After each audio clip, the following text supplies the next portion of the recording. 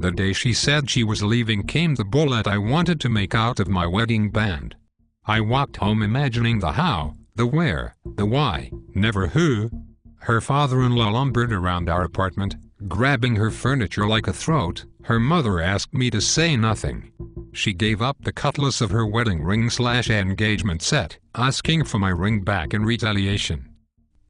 The scene at the bank where we closed our wounded joint account isn't worth mentioning much. As we waited for a manager, she threw things like, "technical writer," and, "I'll make more money than you." They weren't worth their weight in salting a margarita glass. I was too happy from the night before where I met a bridge shaped like a blonde. We splintered 6 weeks later. It took a weekend for her to move out of our place, 2 more days to turn in her key, 2 months to fill out the paperwork.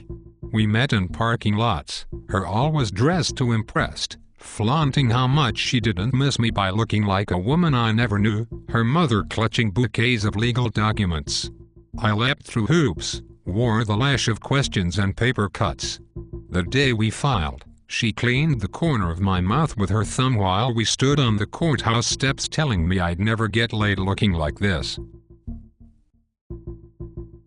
I waited a week before I broke what was left of my vows with a mistake I made a month after I asked my wife to marry me. She told me when I came it felt like part of my soul. Facebook makes for a cheap private detective. It told me my wife had a ghost of a new girlfriend. I dumped the body of my wife's profile into the river, tying cinder blocks of "fuck you" to its ankles. The ghost approached me, wearing my wife's lipstick like a scar. On the day we said, "I don't," I showed up early, waiting outside the courtroom. I called my wife and her mother to see where they were. The deputy fed us one by one into the courtroom. When the deputy asked us if we had questions, I raised my hand and asked what would happen if she wasn't there for the hearing. The deputy reassured me that since I was there, our marriage would end no matter what. I resisted the urge to high-five him. When my wife and her mother finally came into the courtroom, they sat 1 row behind me, closest to the door. I saw the way one of the soon-to-be divorcing husbands hit on my wife, her mother giving the thumbs up. The judge scolded my wife for not answering questions with a "yes" or "no" when it was our turn. We waited 15 minutes in the clerk's office for our paperwork to come through.